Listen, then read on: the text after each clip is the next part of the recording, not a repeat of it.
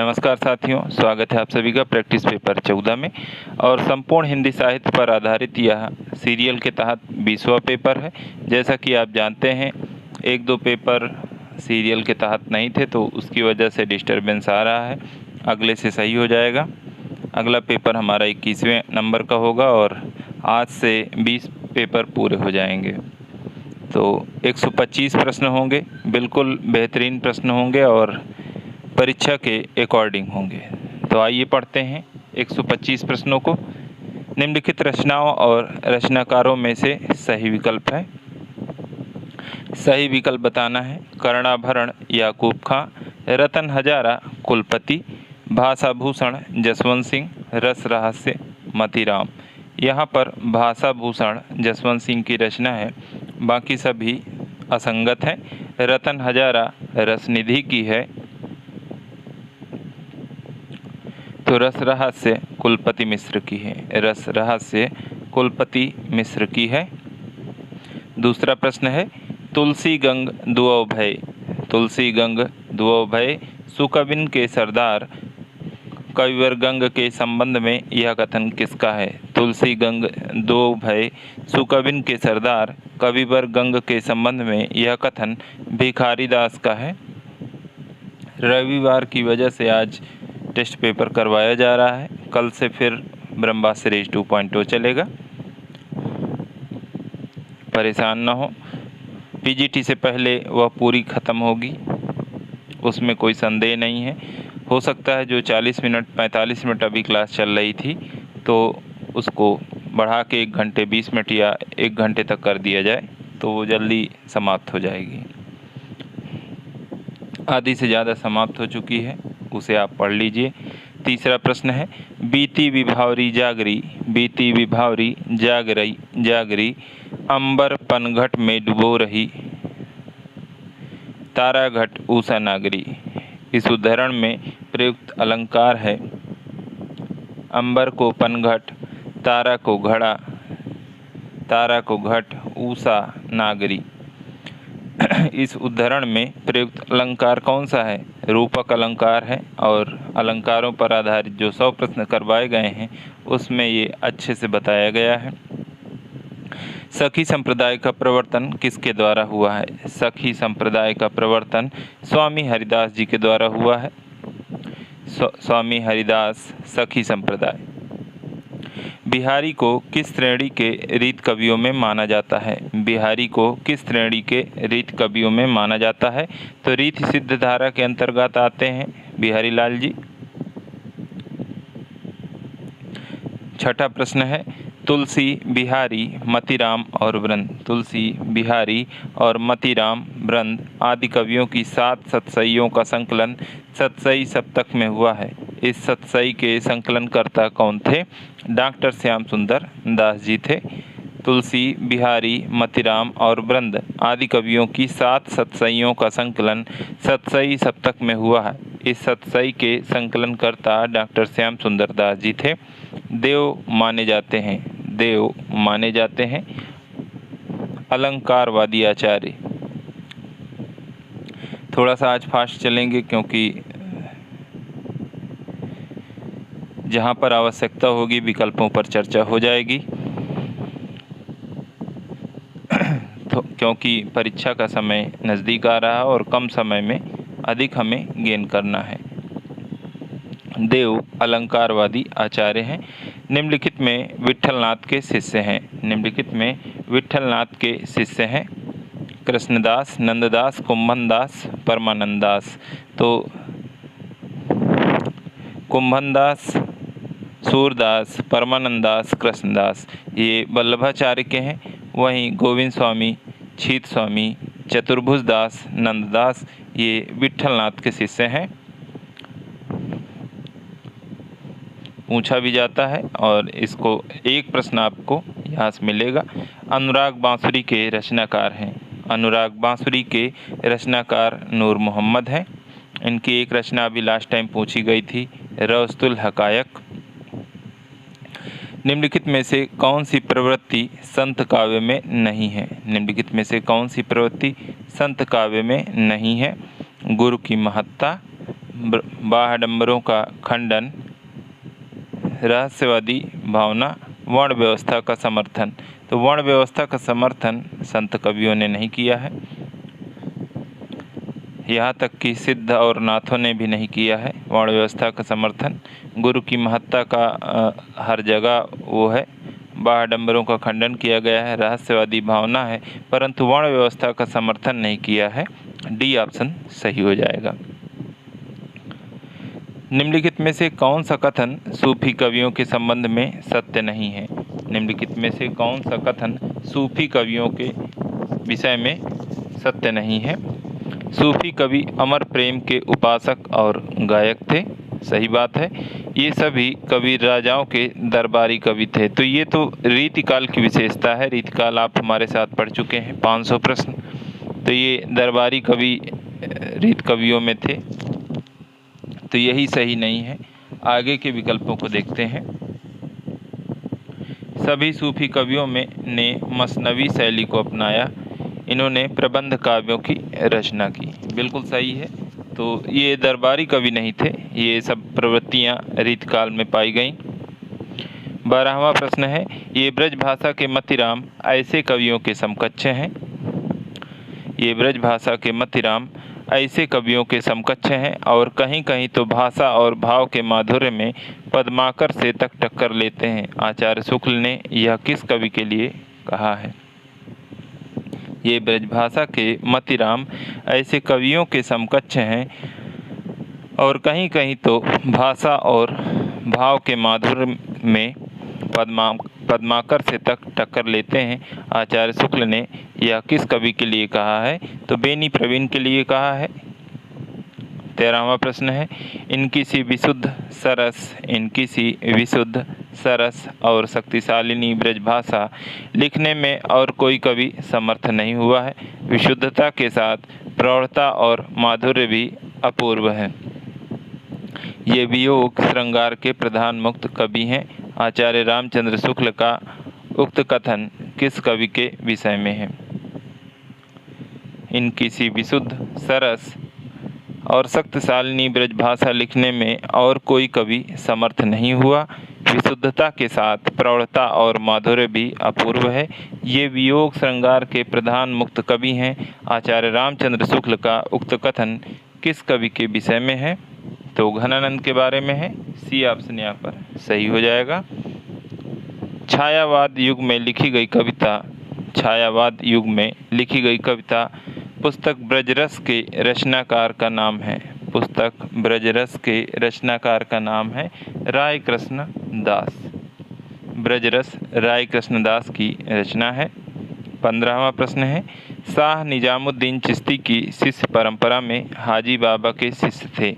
शाह निजामुद्दीन चिश्ती की शिष्य परंपरा में हाजी बाबा के शिष्य कौन थे?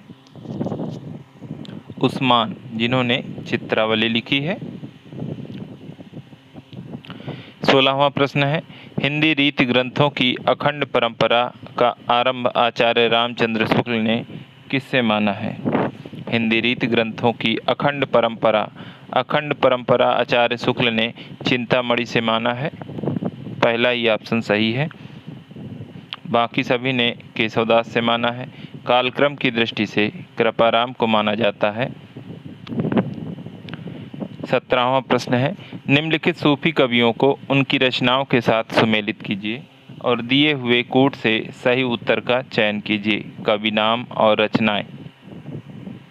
उस्मान चित्रावली, नूर मोहम्मद अनुराग बांसुरी, कुतुबन मृगावती, कासिम शाह हंस जवाहिर।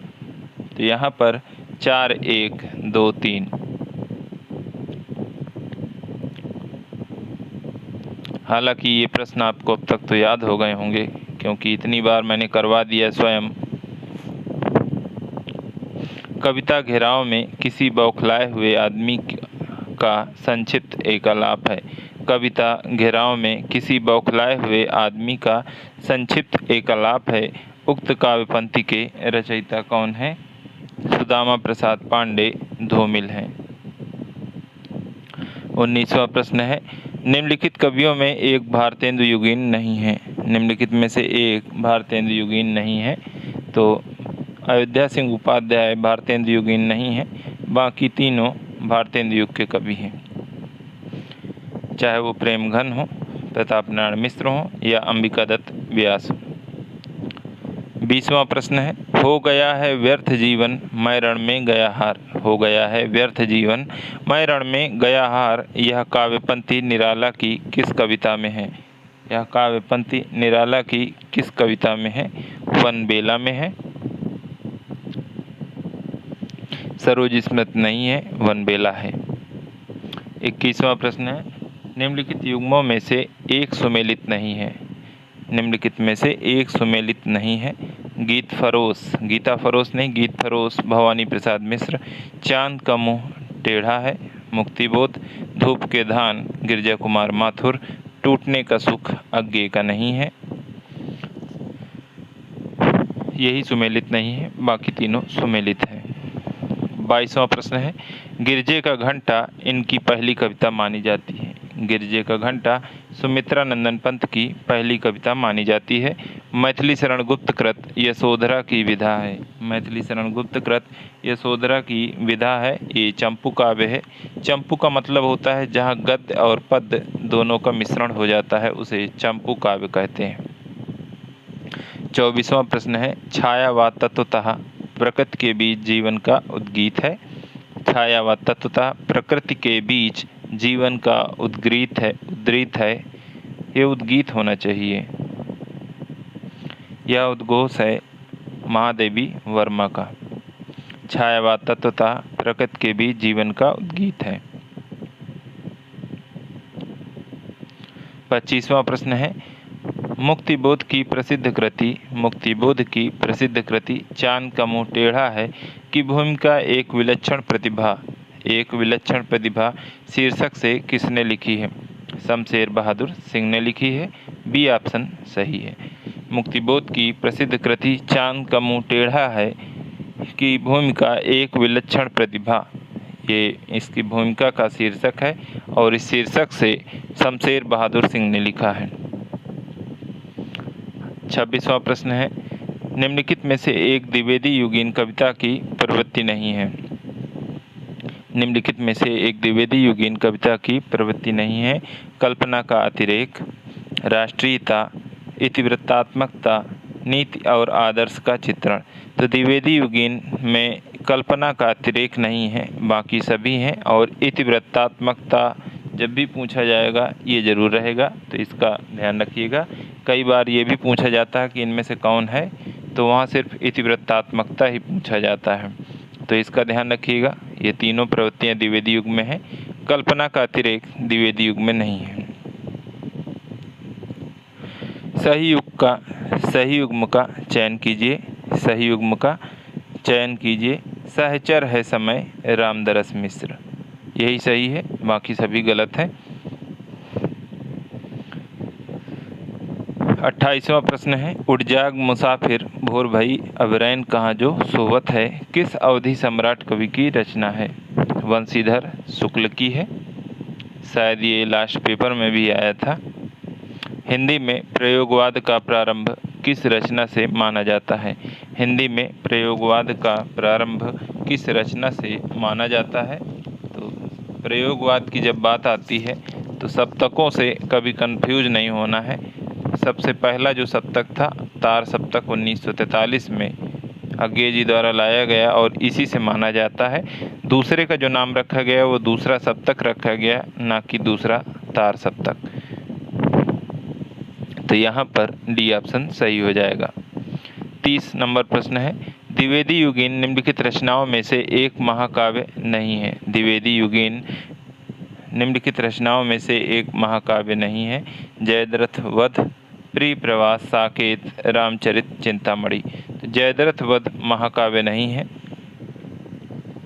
ये सिर्फ वध का वर्णन है, ये खंड काव्य है। बाकी ये तीनों प्रिय प्रवास, साकेत, रामचरित, चिंतामणि ये सभी महाकाव्य हैं। 31वां प्रश्न है, रामदरस मिश्र, ये राम दशरथ नहीं रामदरस है। रामदरस मिश्र को किस काव्य संग्रह के लिए वर्ष 2015 का साहित्य अकादमी पुरस्कार मिला? पक गई है धूप, पक गई है धूप, आग की हंसी, कंधे पर सूरज, शब्द सेतु। आग की हंसी के लिए इन्हें 2015 का साहित्य अकादमी पुरस्कार मिला। 32वां प्रश्न है, ज्ञान भिन्न कुछ क्रिया भिन्न है। ज्ञान भिन्न कुछ क्रिया भिन्न है, इच्छा दूसरे से न मिल सके यह विडंबना है जीवन की।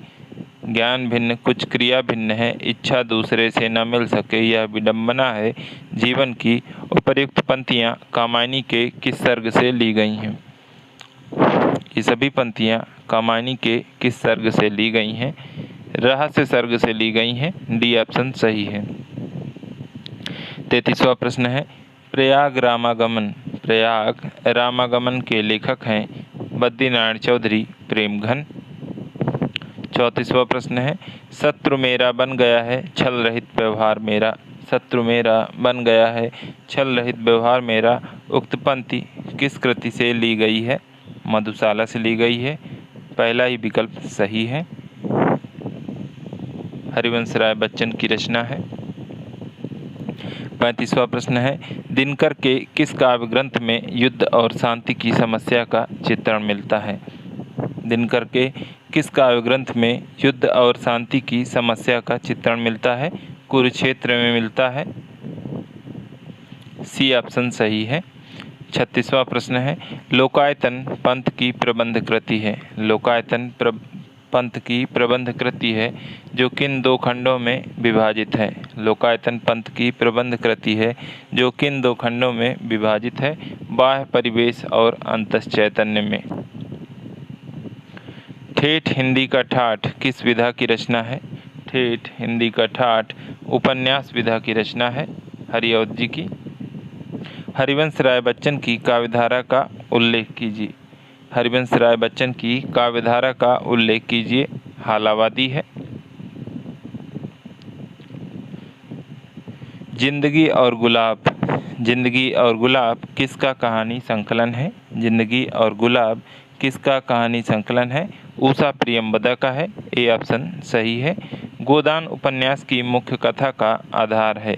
गोदान उपन्यास की मुख्य कथा का आधार है कृषक जीवन, और प्रेमाश्रम में भी कृषक जीवन पर ही आधारित है, प्रेमचंद जी का। अमृतलाल नागर का प्रथम प्रकाशित उपन्यास है। अमृतलाल नागर का प्रथम प्रकाशित उपन्यास है एक द नैमिषारण्य, मानस का हंस, अमृत और विष, बूंद और समुद्र। प्रथम प्रकाशित तो बूंद और समुद्र। सामाजिक उपन्यास अमर बेल के लेखक हैं। अमर बेल के लेखक हैं। ध्यान आ गया होगा आपको, इतनी बार आया है और उपन्यास पर मैंने 325 प्रश्न करवाए हैं। कोई भी प्रश्न उसके बाहर नहीं आएगा। ये वही सब प्रश्न हैं, इन सब में इधर उधर डाले गए हैं ताकि कुछ नया तो आ नहीं जाएगा बार बार, और बहुत ज़्यादा नए प्रश्न डाले भी नहीं जा सकते क्योंकि अति संभावित प्रश्न जो महत्वपूर्ण है वही डाले जा सकते हैं। तो 325 जो प्रश्न हैं सिर्फ उपन्यास पर, एक बार उनको आप पढ़ेंगे तो आपका उपन्यास कंप्लीट हो जाएगा। वृंदावन लाल वर्मा अमर बेल के लेखक हैं, वृंदावन लाल वर्मा, और ध्यान रहे ये सामाजिक उपन्यास है। 43वां प्रश्न है, निम्नलिखित में से एक उपन्यास की कथा वस्तु का संबंध औपनिषदिक युग से है। औपनिषदिक युग से है। बाण भट्ट की आत्मकथा, पुनर्नवा, अनामदास का पोथा, चारुचंद्र लेख। तो अनामदास का पोथा औपनिषदिक युग से संबंधित है और ये सभी हजारी प्रसाद द्विवेदी के उपन्यास हैं।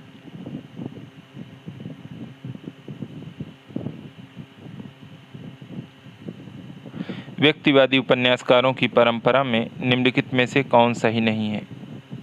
व्यक्तिवादी उपन्यासकारों की परंपरा में निम्नलिखित में से कौन नहीं है? भगवती चरण वर्मा, उपेंद्र नाथ अस्क, रामेश्वर शुक्ल अंचल, गोपाल राम गहमरी। तिलस्मी और अय्यारी किस्म के उपन्यास जो मतलब जासूसी उपन्यासों के लिए जाने जाते हैं, तिलस्मी अय्यारी के लिए देवकीनंदन खत्री जाने जाते हैं। गोपाल राम गहमरी व्यक्तिवादी उपन्यासों के लिए नहीं, जासूसी उपन्यासों के लिए जाने जाते हैं। 45वां प्रश्न है, आचार्य रामचंद्र शुक्ल के अनुसार हिंदी के प्रथम उपन्यासकार हैं। शुक्ल जी के अनुसार हिंदी के प्रथम उपन्यासकार कौन हैं? लाला श्री निवास दास। 46वां प्रश्न है, निम्नलिखित में से मनोहर श्याम जोशी की रचना नहीं है। हरिया हरकुलिस की हैरानी, कसब, सोना माटी, कौन हूँ मैं। सोना माटी विवेकी राय की है, ना कि मनोहर श्याम जोशी की।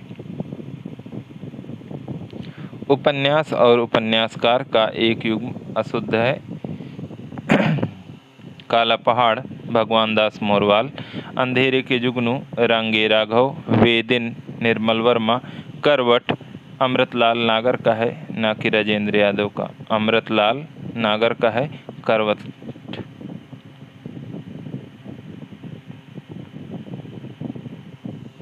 अमृतलाल नागर का उपन्यास है करवट, राजेंद्र यादव का नहीं है, तो डी विकल्प यहाँ पर सही है।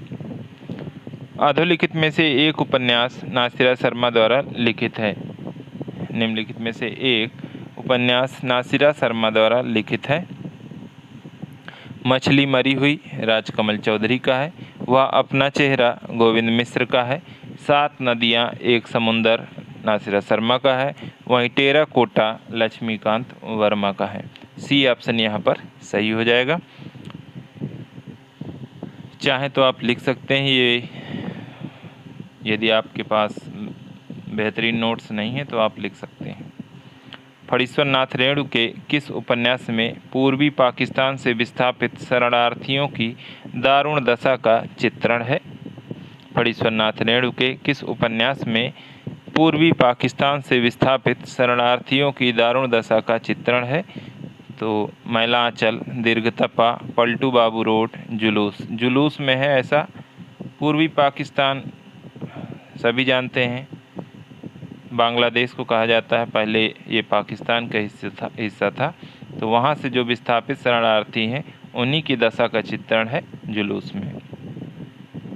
50वां प्रश्न है, प्रेमचंद शताब्दियों से पददलित, अपमानित और उपेक्षित कृषकों की आवाज़ थे। प्रेमचंद शताब्दियों से पददलित, अपमानित और उपेक्षित कृषकों की आवाज़ थे। प्रेमचंद के संबंध में उक्त कथन है। आचार्य रामचंद्र शुक्ल, रामविलास शर्मा, हजारी प्रसाद द्विवेदी, डॉक्टर नगेन। हजारी प्रसाद द्विवेदी जी का ये कथन है, प्रेमचंद शताब्दियों से पददलित, अपमानित और उपेक्षित कृषकों की आवाज़ थे। प्रेमचंद के संबंध में उक्त कथन हजारी प्रसाद द्विवेदी जी का है। 51वां प्रश्न है, त्रिशंकु कहानी संग्रह के रचनाकार हैं।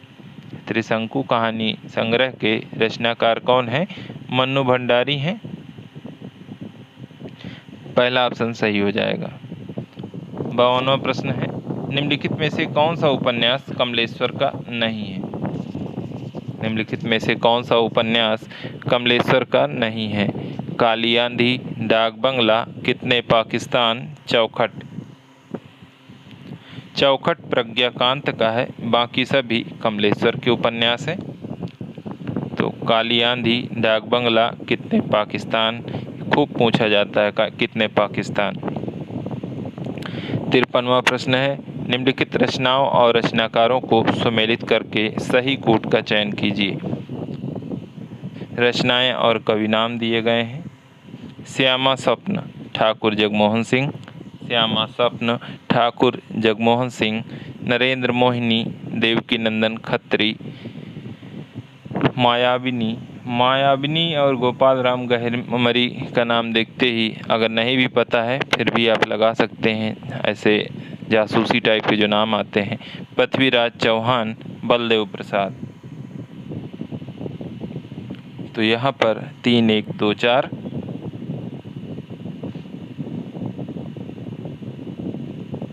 पहला ही ऑप्शन सही हो जाएगा। एक बार फिर से देख लीजिए, श्यामा स्वप्न ठाकुर जगमोहन सिंह, नरेंद्र मोहिनी देवकीनंदन खत्री, मायाविनी गोपाल राम गहमरी, पृथ्वीराज चौहान, बलदेव प्रसाद। पैरों में पंख बांधकर यात्रा वृत्तांत के लेखक हैं। ध्यान रहे यात्रा वृत्तांत है, पैरों में पंख बांधकर किसका है? रामवृक्ष बेनीपुरी। 55वां प्रश्न है, निम्नलिखित नाटकों और उनके रचयिताओं से संबंधित एक युग्म सही नहीं है। नाटक और उनके रचयिताओं की बात हो रही है। अज्ञातवास द्वारिका प्रसाद मिश्र, कामना जयशंकर प्रसाद, वरमाला गोविंद बल्लभ पंत, करबला उदय शंकर भट्ट। करबला संग्राम, करबला प्रेम की वेदी, ये सभी प्रेमचंद के नाटक हैं।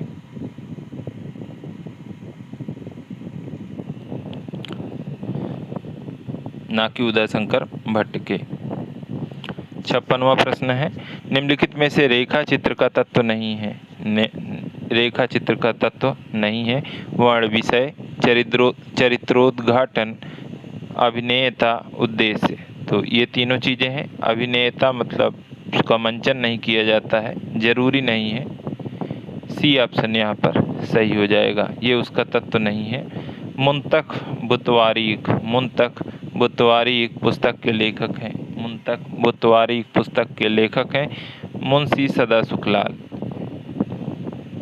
स्त्री विमर्श की निम्नलिखित कृतियों में से एक उपन्यास रचना है। स्त्री विमर्श की निम्नलिखित कृतियों में से एक उपन्यास रचना है। पिछले पन्ने की औरतें, शरत सिंह।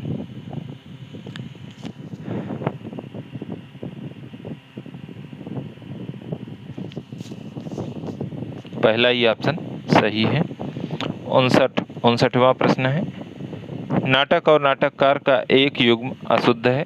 करबला प्रेमचंद, नदी प्यासी थी धर्मवीर भारती, रतिका कंगन सुरेंद्र वर्मा, अंजो दीदी विष्णु प्रभाकर। तो अंजो दीदी उपेंद्र नाथ अस्क का है, ना कि विष्णु प्रभाकर का। बाकी करबला प्रेमचंद, नदी प्यासी थी धर्मवीर भारती, रतिका कंगन सुरेंद्र वर्मा, अंजो दीदी उपेंद्र नाथ अस्क।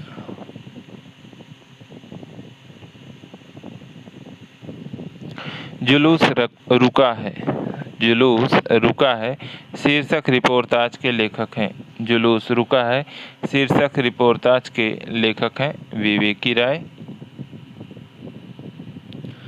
निम्नलिखित में से एक युग्म सही नहीं है। एक युग्म सही नहीं है। हमारे जवाहरलाल नेहरू, लक्ष्मण प्रसाद भारद्वाज, लोहिया बलराज मधोक, चैतन्य महाप्रभु, अमृतलाल नागर, महायोगी शिव प्रसाद सिंह। महायोगी फूलचंद प्रसाद गुप्त का है, फूलचंद प्रसाद गुप्त, और ये गोरखनाथ के जीवन पर आधारित है, उन्हीं को महायोगी कहा जाता है। गोरखनाथ कहाँ के निवासी थे? कमेंट करिए तुरंत। 62वां प्रश्न है, डायरी साहित्य से संबंधित कमलेश्वर की कृति है। डायरी साहित्य से संबंधित कमलेश्वर की कृति है दिल्ली मेरा परदेश। दिल्ली मेरा परदेश रघुवीर सहाय की है। देश देशांतर डायरी साहित्य से संबंधित कमलेश्वर की रचना है। देश देशांतर।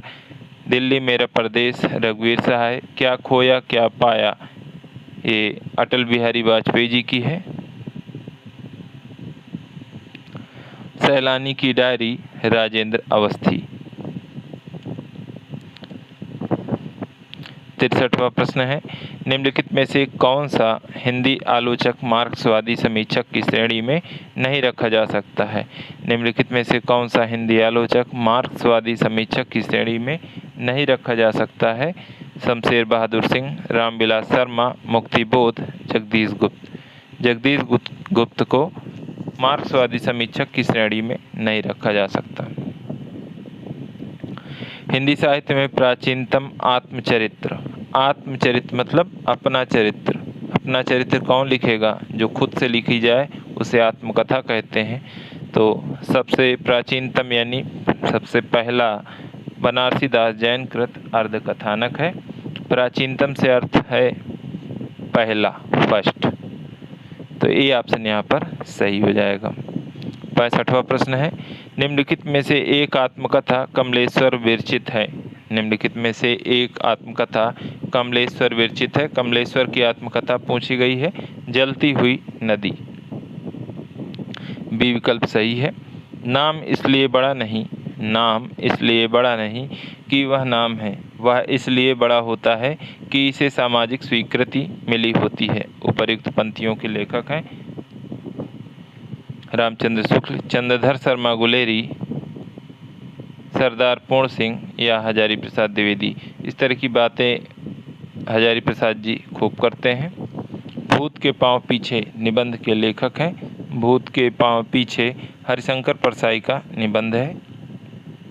ए विकल्प सही है। जयशंकर प्रसाद रचित चंद्रगुप्त नाटक के पात्रों के विषय में कौन सा कथन गलत है? चंद्रगुप्त नाटक के संबंध पात्रों के विषय में कौन सा कथन गलत है? अलका गंधार राजकुमारी है, कल्याणी मगध की पटरानी है, ये गलत है। कार्नेलिया भारत की सराहना करती है, राक्षस नंद का मंत्री है, तो यहाँ पर बी विकल्प सही हो जाएगा। वर्ष ध्वनियों के उच्चारण में, वर्ष ध्वनियों की उच्चारण में जिह्वा की नोक, जिह्वा नहीं जिह्वा की नोक दंत पंक्तियों के ऊपरी भाग मतलब मसूड़ों का स्पर्श करती है। नल रस, नलरस, ये बोल के देख लीजिए। और यही वर्ष ध्वनियाँ हैं जहाँ पर आपकी जीभ की नोक लड़ती है, वही वर्ष व्यंजन कहे जाते हैं। जीवा की नोक दंत पंक्ति का स्पर्श करती है, जीवा की नोक तालु का स्पर्श करती है, जीवा की नोक ओंठों को स्पर्श करती है। यहाँ पर पहला ऑप्शन सही है। भाषा के संबंध में कौन सा कथन गलत है? भाषा के संबंध में कौन सा कथन गलत है? भाषा प्रतीक व्यवस्था है, भाषा अनुकरण से सीखी जाती है, भाषा प्रयुक्त शब्दों तथा उनके अर्थ का संबंध प्राकृतिक है, भाषा व्यवहार सामाजिक है। यहाँ पर पहला विकल्प गलत है, भाषा प्रतीक व्यवस्था है, बाकी तीनों सही है। 71वां प्रश्न है, री ध्वनि है, ये मूर्धन्य है।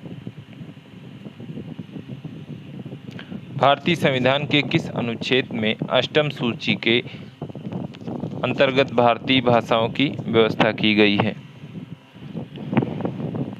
भारतीय संविधान के किस अनुच्छेद में अष्टम सूची के अंतर्गत भारतीय भाषाओं की व्यवस्था की गई है?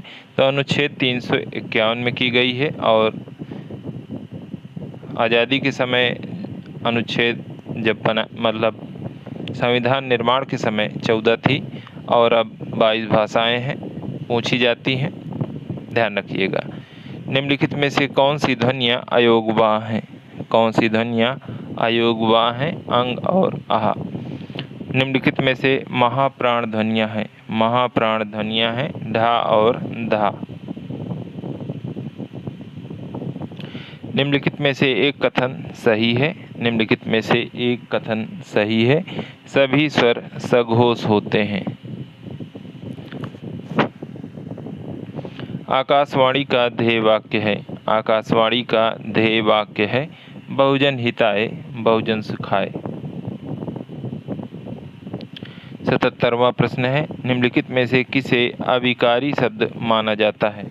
अविकारी शब्द का अर्थ आप जानते ही होंगे, अव्यय है, जिसका व्यय न किया जा सके, जिसमें किसी भी वजह से विकार न आए, टूटे नहीं, किसी भी तरह से उसके अर्थ में परिवर्तन न हो, पुल्लिंग स्त्रीलिंग में न बदले, उसे अव्यय कहते हैं या अविकारी शब्द कहा जाता है, अविकारी शब्द के अंतर्गत आता है। भारतीय भाषा विज्ञान की परंपरा में मुनित्रय के नाम से प्रसिद्ध विद्वानों में सम्मिलित नहीं है। पाका पंत याद होगा आपको, पाका पंत, पाणिनि, कात्यायन, पतंजलि। भर्तृहरि नहीं आते हैं। पूर्वी हिंदी के अंतर्गत अवधी के अतिरिक्त इनमें से कौन सी बोली समाहित की जाती है?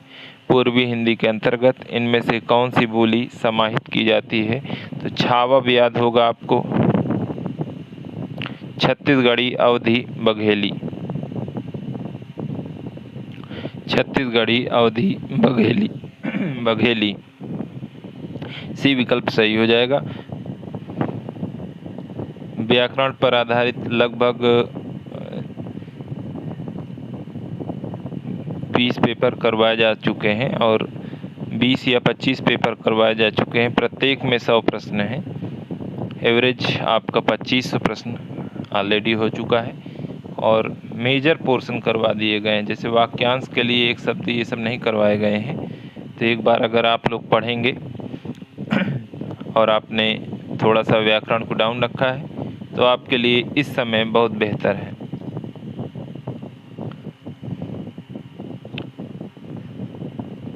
जो साथी नए हैं चैनल को सब्सक्राइब कर लें। सभी साथी वीडियो लाइक करके जाएं, ऐसे न चले जाया करें और अपनी प्रतिक्रिया अवश्य दें। आप सभी में कुछ साथियों ने कल टेस्ट पेपर के लिए कहा, कुछ साथियों ने ब्रह्मास्त्र सीरीज के लिए कहा। तो सिर्फ आज संडे है इसलिए ऐसा हो रहा है कि पेपर करवाया जा रहा है। अगले सप्ताह तक 90% चांस है कि अगले संडे तक ब्रह्मास्त्र सीरीज समाप्त हो जाएगी, चाहे उसके लिए 1 घंटे से अधिक ही क्यों न क्लास लेनी पड़े। शब्द की परिभाषा है, शब्द की परिभाषा है पद समूह, सार्थक ध्वनि समूह, ध्वनि समूह, ध्वनि। सार्थक ध्वनि समूह शब्द की परिभाषा है। विशिष्ट पद रचना रीति, विशिष्ट पद रचना रीति कथन किस आचार्य का है? काव्यशास्त्र पर 500 प्रश्न करवाए जा चुके हैं, उसके बावजूद भी ये प्रश्न गलत हो जाए तो फिर बेकार है। वामन। 82वां प्रश्न है, मैं साहित्य को मनुष्य की दृष्टि से देखने का पक्षपाती हूँ। मैं साहित्य को मनुष्य की दृष्टि से देखने का पक्षपाती हूँ, जो वाकजाल मनुष्य को दुर्गतिहीनता और परमुखापेक्षिता से बचा न सके, जो उसकी आत्मा को तेजोदीप्त न कर सके, जो हृदय को पर दुख कातर और पर दुख संवेदनशील न बना सके, उसे साहित्य कहने में मुझे संकोच होता है। उक्त कथन है आचार्य हजारी प्रसाद द्विवेदी जी का। मैं साहित्य को मनुष्य की दृष्टि से देखने का पक्षपाती हूँ। इतना देखते ही आपको क्या लगाना है? हजारी प्रसाद द्विवेदी। व्यंग जीव है कवित्व में, व्यंग जीव है कवित्व में, शब्द अर्थ गति अंग, सोई उत्तम काव्य है वर्णय व्यंग प्रसंग। उक्त कथन किस आचार्य का है? प्रताप शाही का है। विरेचन सिद्धांत के प्रवर्तक हैं, विरेचन सिद्धांत के प्रवर्तक हैं लॉन्जाइनस, अरस्तु, कॉलरिज, टी.एस. एलियट। विरेचन सिद्धांत की बात आए तो अरस्तु आते हैं और चिकित्सा शास्त्र से संबंधित ये शब्द पूछा जाता है कि ये शब्द विरेचन और किस विज्ञान में लिया जाता है, तो चिकित्सा शास्त्र से संबंधित है। रस निष्पत्ति का संबंध समीक्षा संबंधी, रस निष्पत्ति का समीक्षा संबंधी अभिव्यक्तिवाद सिद्धांत किस आचार्य का है? अभिव्यक्तिवाद सिद्धांत नाम से ही स्पष्ट है आचार्य अभिनवगुप्त। 86 रस निष्पत्ति के संबंध में भावकत्व और भोजकत्व व्यापार की उद्भावना किस आचार्य ने की? रस निष्पत्ति के संबंध में भावकत्व और भोजकत्व व्यापार की उद्भावना किस आचार्य ने की है? भट्टनायक ने की है। बी विकल्प सही है।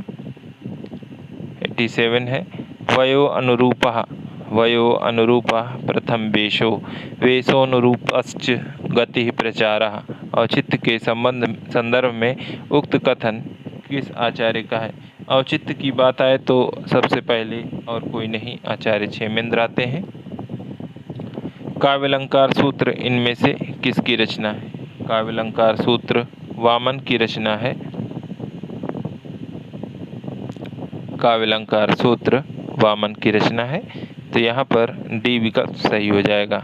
काव्य शोभाकारान धर्मान अलंकारान प्रचक्षते, काव्य शोभाकारान धर्मान अलंकारान प्रचक्षते, तो धर्मान का डी और दंडी का डी याद होगा आपको, मैंने खूब बताया है।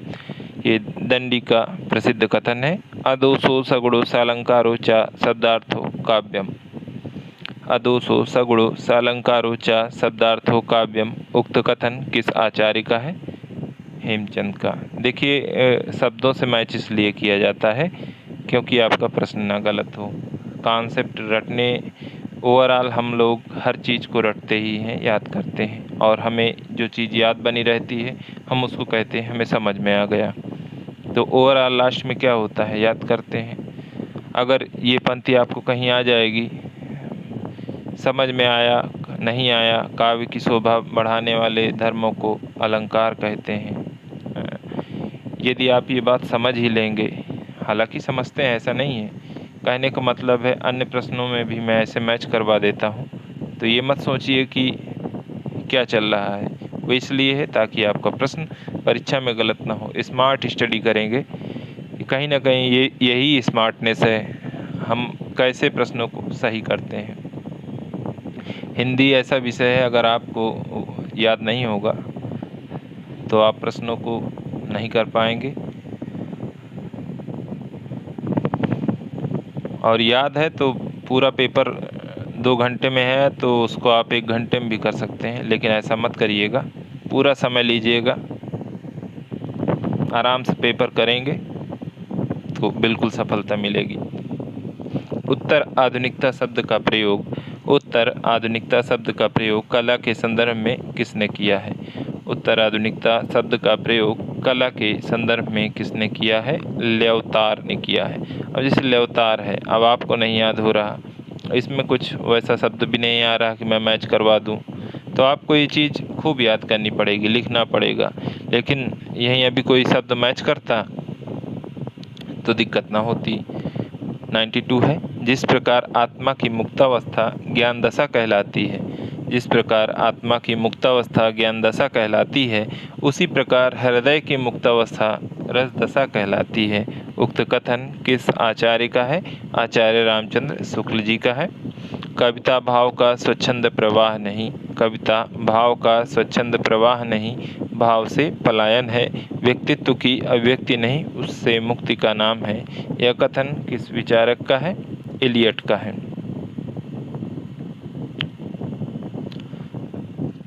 94 है, अमीय झरत चहु ओर सो, अमीय झरत चहु ओर सो, नयन ताप हरिले, राधा जू के वदन अस, चंद उदित के ही हेत। उदाहरण में अलंकार कौन सा है? तो यहाँ पर अमीय झरत चहु ओर सो, नयन ताप हरिले, राधा जू के वदन अस, यहाँ पर उपमा दी गई है, उपमा अलंकार है।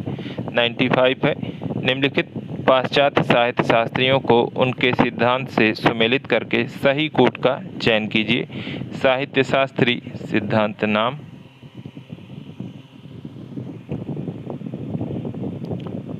आइए रिचर्ड्स, आइए रिचर्ड। मूल्य सिद्धांत, अरस्तु अनुकरण सिद्धांत। टी.एस. एलियट निर्वैयक्तिकता। अब जैसे एलियट है, इसका निर्वैयक्तिकता का ता है, मैंने कई बार मैच करवाया।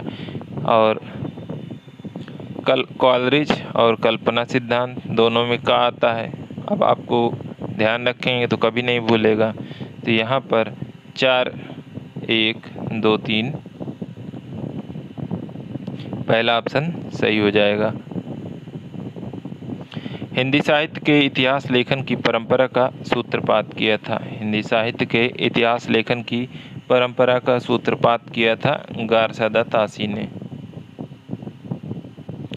भाषा की कसौटी पर यदि ग्रंथ को कसते हैं तो और भी निराश होना पड़ता है, भाषा की कसौटी पर यदि ग्रंथ को कसते हैं तो और भी निराश होना पड़ता है, क्योंकि वह बिल्कुल बेठिकाने हैं, उसमें व्याकरण आदि की कोई व्यवस्था नहीं है।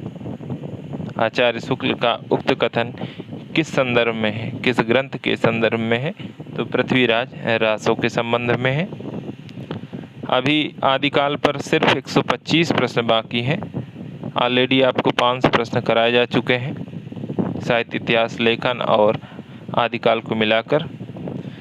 आदिकाल से संबंधित अगर ज़्यादा दिक्कतें हैं तो बताइएगा, मैं पीजीटी के पहले करवा दूंगा, अन्यथा ये पीजीटी के बाद करवा दूंगा,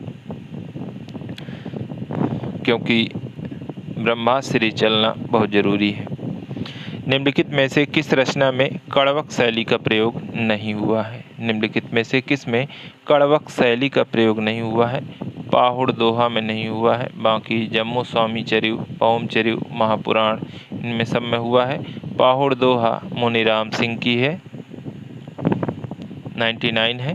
सांकेतिक अर्थ रखने के कारण इनकी वाणियों की भाषा को संधा भाषा कहा गया है। संधा भाषा नाम आते ही आपको पता होगा, सिद्ध ऐसी भाषा का प्रयोग करते हैं। सिद्ध कौन है? जो मंत्रों की सिद्धि करते थे। आज भी देखिए, जो जैसे कोई आपके आसपास हो तंत्र मंत्र करने वाला, तो कभी वो मंत्र पढ़ रहा हो तो गौर से सुनिएगा, समझ में कुछ नहीं आएगा, क्योंकि वो भाषा है, पता नहीं क्या है, लेकिन मैं आपको समझाने के लिए बता रहा हूँ, संधा भाषा है और वही उनका काम था, तंत्र मंत्र करते थे ये सब। 100वां प्रश्न है, आचार्य रामचंद्र शुक्ल भक्तिकाल सगुण धारा फुटकल रचनाएं। आचार्य रामचंद्र शुक्ल भक्तिकाल सगुण धारा फुटकल रचनाएं शीर्षक के अंतर्गत परिगणित किस कवि के लिए कहा है? डैड डैश को कवि हृदय नहीं मिला था। उम्मीद है आपको पता होगा किसके लिए कहा था। केशव दास को कवि हृदय नहीं मिला था। उनमें वह सहृदयता और भावुकता न थी जो एक कवि में होनी चाहिए। वे संस्कृत साहित्य से सामग्री लेकर अपने साहित्य और रचना कौशल की धाक जमाना चाहते थे। तो ऐसे जब आपको याद हो जाएंगे तो वहाँ पर होता क्या है कि पहले ही शब्द से आप पकड़ लेते हैं किसके बारे में कहा गया है और किसने कहा है। The modern vernacular literature of northern Hindustan के लेखक हैं। तो ग्रियर्सन का ये इतिहास ग्रंथ है, 1888 में आया था। स्वतंत्र पुस्तक के रूप में इसका प्रकाशन 1889 में हुआ। 1888 में धारावाहिक के रूप में प्रकाशित हुआ। ये हिंदी साहित्य का आलोचनात्मक इतिहास के लेखक हैं। आलोचनात्मक इतिहास के लेखक कौन हैं? डॉक्टर राम कुमार वर्मा 1938 में।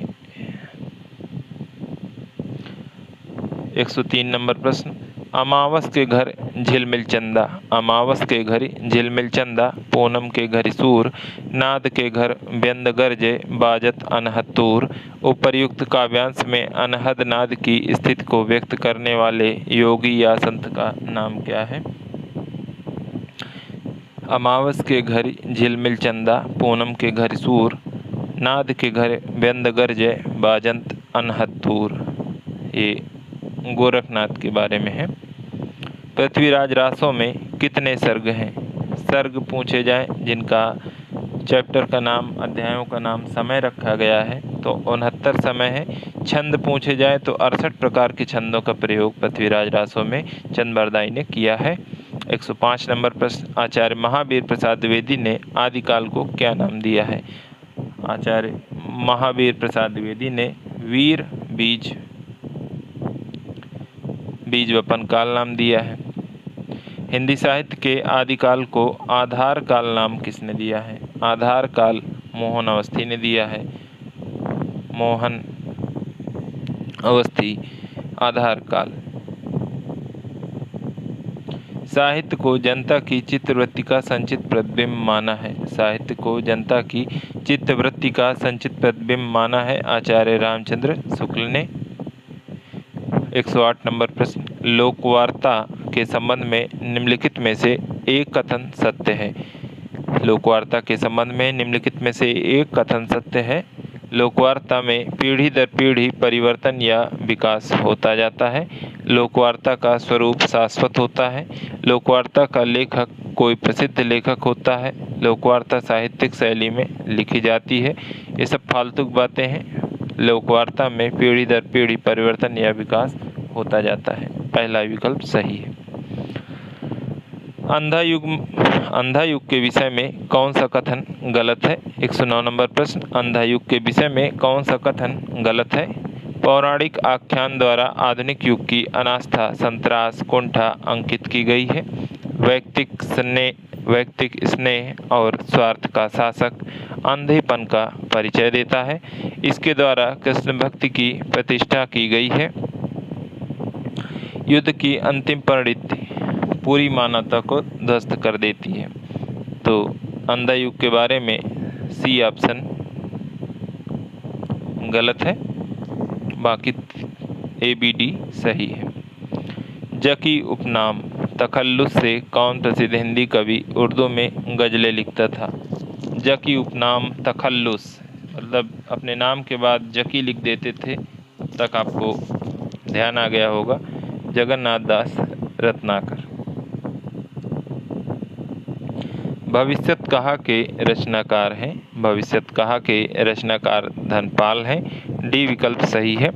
प्रगतिवादी काव्य के विषय में कौन सा कथन गलत है? प्रगतिवादी काव्य के विषय में कौन सा कथन गलत है? इस पर द्वंद्वात्मक भौतिकवाद का प्रभाव है। इसमें शोषितों के प्रति सहानुभूति है। इसमें धार्मिक भावनाओं का विशेष आदर है। शोषण मूलक लोकतंत्र पर प्रहार किया गया है।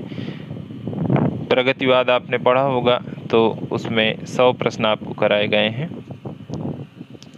परीक्षा का अंतिम समय आ गया है, कोशिश करिए। मैं ज़्यादा तो नहीं कह रहा हूँ, अगर जितना मैंने अभी तक करवा दिया है उतना ही आप कर लेंगे तो 80 से 90% प्रश्न आपको वहीं से मिल जाएंगे। धार्मिक भावनाओं का विशेष आदर है, ऐसा कुछ नहीं है। प्रगतिवादी धार्मिक भावनाओं को सम्मान नहीं करते हैं, बाकी सभी सही है। 113 नंबर प्रश्न, सुमेलित करते हुए दिए गए कूट से सही उत्तर का चयन कीजिए। साहित्य शास्त्री नाम, सिद्धांत नाम। गोरखनाथ और उनका युग।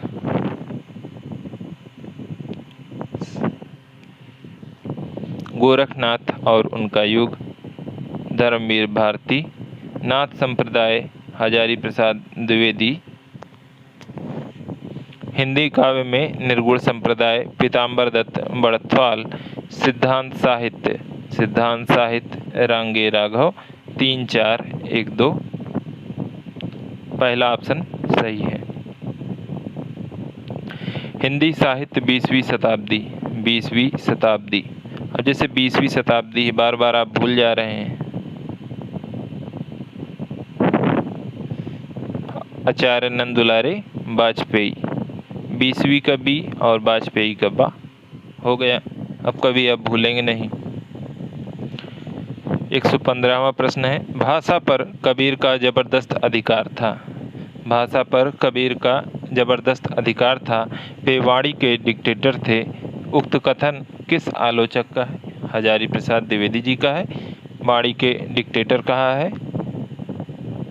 116 नंबर प्रश्न, निम्नलिखित में से वल्लभाचार्य के शिष्यों के संबंध में कौन सा कथन असत्य है? वल्लभाचार्य के शिष्य कौन नहीं है? कुम्भन दास और कृष्णदास हैं। सूरदास परमानंद दास, सूरदास कृष्णदास, नंददास और चतुर्भुज दास ये विट्ठलनाथ के शिष्य हैं, ना कि वल्लभाचार्य के। हिंदी साहित्य के उत्तर मध्यकाल को कला काल नाम देने वाले विद्वान हैं। हिंदी साहित्य के उत्तर मध्यकाल को कला काल नाम देने वाले विद्वान हैं रमाशंकर शुक्ल रसाल। 100 पुरुष का अनुवाद है, 100 पुरुष का अनुवाद है। संस्कृत का इंतज़ार ख़त्म होने वाला है, बहुत जल्द संस्कृत पर बेहतरीन क्लासें होंगी। और सिर्फ आपको अगर प्रश्न चाहिए तो सिर्फ प्रश्न करवा दूंगा, अगर आप थ्योरी भी चाहते हैं तो वो भी हो जाएगा, लेकिन पीजीटी के बाद। 100 पुरुष का अनुवाद है शतम पुरुषः, शतम पुरुषः। विश्राम पद में उपसर्ग है, क्योंकि नोट्स तैयार हो गए हैं काफ़ी मशक्क़त करने के बाद, कल हमारे पास आ गए हैं। करेक्शन देख लेते हैं, किसी प्रकार का अगर करेक्शन होता है तो करवा दिया जाएगा एक बार, और 3 से 4 दिनों में वो 100% रेडी हो जाएंगे। तो अगर आप सिर्फ प्रश्न चाहते हैं तो बता दीजिएगा, और अगर प्रश्न के साथ थ्योरी चाहते हैं तो उसका भी आप हमें बता दीजिएगा। टेलीग्राम में सभी साथी जुड़ जाएं, क्योंकि वहाँ पर वार्तालाप ठीक रहती है। विश्राम शब्द में पद में उपसर्ग है विश्राम, विश्रामः पद में उपसर्ग है वि। पितृ शब्द का द्वितीय एक वचन रूप है, पितृ शब्द का द्वितीय एक वचन रूप है पितरम।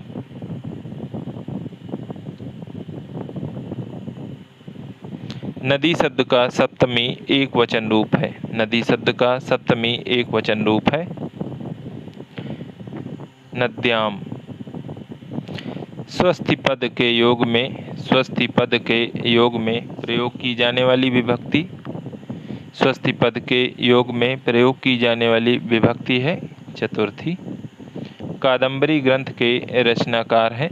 कादंबरी ग्रंथ के रचनाकार कौन हैं? बाणभट्ट की रचना है। महाकवि कालिदास विरचित नाटक है। महाकवि कालिदास द्वारा विरचित नाटक है मालविकाग्निमित्रम। व्यंजन संधि का उदाहरण है। व्यंजन संधि का उदाहरण है संस्कृत देखकर भयभीत नहीं होना है। आपको ये देखना है कि अगर ये हिंदी में होती सतधंजन